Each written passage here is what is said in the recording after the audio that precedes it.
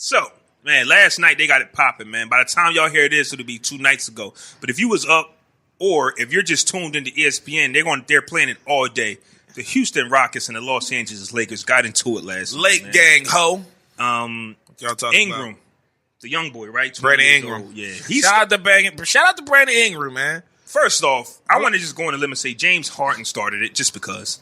If you watch all his games, man, he's always doing extra shit. Yeah, he's extra. And eventually it's going to catch up to him, and I think that's what happened last night. James Harden is the nigga to throw a rock and hide his hands. James Harden is that guy you just want to steal off on just because of his antics on the court. Flopping, throwing his hands, and you get mad because it's good defense, but it's James Harden. Right. So Ingram got mad, pushed Harden, and somehow, some way, this led to Chris Paul and Rajon Rondo coming face to face. Shout out to Rondo, man. And according to the slow-mo footage, Rondo spits on CP3. Yes, he did. For those of you who did not see it, there is proof that Rondo spit in a slick way. I mean, he didn't do the hot spit.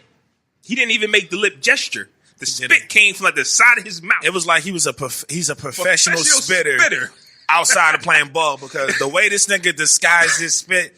Like, if they didn't have cameras, nobody would have saw this shit. This nigga 007 spit. If it was not for the slow-mo, we would have thought that Melo might have spit on CP3 because of the angle where Melo was trying to talk to the ref. So CP3 touched his face like, "Oh, you spit on me." I don't know, That nigga spit with his mouth open. Was how facts. The fuck? Tobacco spitter. Like he got to be from the South.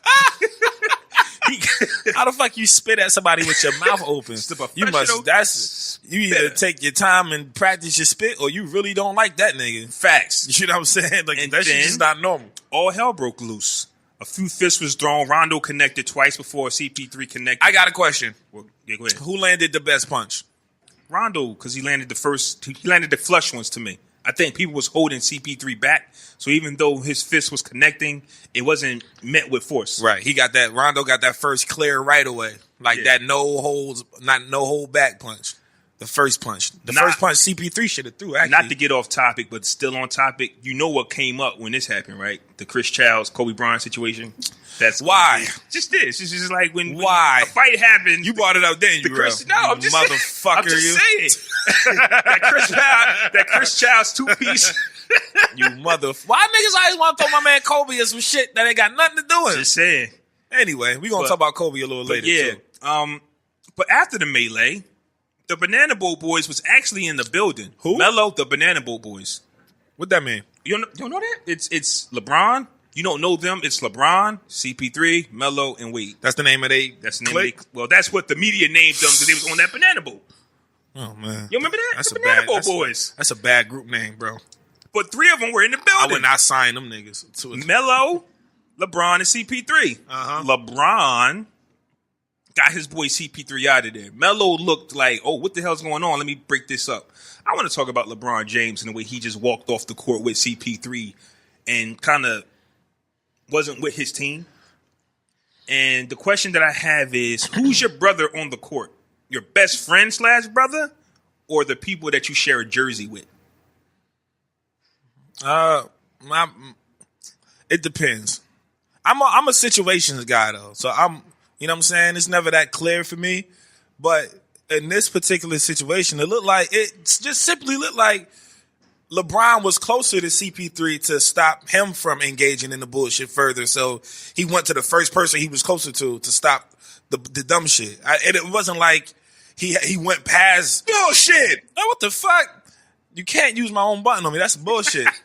It wasn't like he went past Rondo to get to CP3. Like, CP3 was already in arm's reach. Like, if you would have pushed Rondo to the ground and then gave CP3 a hug, like, I got you, bro. I ain't gonna let these niggas do nothing to you. You know what I'm saying? That's different. But the fact that him and Chris Paul do have a friendship off the court that's been years. Like, I don't see nothing wrong with that, bitch. This my second game with you niggas. It's my second game with you niggas. Like, y'all ain't know you niggas. You ain't earned the respect for me to step over my brother to help you. And Rondo was handling himself anyway. He hooked the shot at Chris Paul. Nah. But here's my thing. You keep going back. You like Chris Paul got hooked, though. You keep going back to that. I do, man. It's Lake gang, bro. Here's my thing. You're my brother. You're my best friend. But when the ball tips, I got this color jersey on. So let me ask you if you're really my boy, we should be able to talk about this after the fact. I got young teammates. Like, Ingram looked like he a shooter. I mean, like a real shooter. Like, you want him on your side. And Rondo... That nigga arm so long, he can aim at anybody and hit them niggas point blank range. Let's not remember... I'm shocked Rondo wanted to join the Lakers. Him and LeBron ain't never get along, especially in the Boston days. So Rondo already think you soft. Like, you LeBron, you soft. I really don't like you, but we're mature. Rondo needs a team to play on. Rondo can't say that now. But that's how he feel. And LeBron just stamped what he thought. You understand? To me, if I feel like you a sucker and we now play together. Nah, because I feel like Rondo might have done the same thing if he was playing against KG or Paul Pierce. You know what I'm saying? And some shit like that happened. I don't see it being far-fetched from him being off to the side, having a side conversation with KG. I see that happen. That if Rondo was still on Boston. No. If he was still on Boston, but KG was playing for the Nets at the end of his career with that bum-ass team. If KG gets into it and Rondo's able to restrain KG to keep him, like, calm, I can see him doing that. I don't see that happening. I really don't see that happening on no other squad. You got to go with your teammate. To me, that's my opinion. I've never seen... I don't think that thought went through his mind like, Chris is my friend, let me stop him. I really think it was just, oh shit, these niggas is wilding, let me grab him. Okay. But my thing is, yes, he broke up the fight. But then when you put your arm around him and y'all walk off the court together, that's a whole different thing. Breaking up the fight is one thing. He didn't even go over to his own teammates to see was they good. He trying to calm down CP3. See them niggas in the locker room in like 10 minutes. Because that's where the fuck they going. Right. But, off the court. But you're my brother. Okay. So if me and you playing for different teams, so our team's playing each other, and I hook your fucking teammate, but your teammate is closer to you, I'm closer to you to stop fighting to your teammate. If we're on different teams and our team's fighting, I'm jumping in it. I'm just not going after you. That's what I'm saying. So if we walking with that mentality, if we both going with that mentality, nigga, we going to end up fighting. No, we not. Yes, we is. Because if I'm like, nigga, this is my team. I don't give a fuck whether or not if you over there or not. If you start wilding on my teammates, we in the same jersey. I got to take you out. If it's just a one-on-one, I'm breaking y'all up.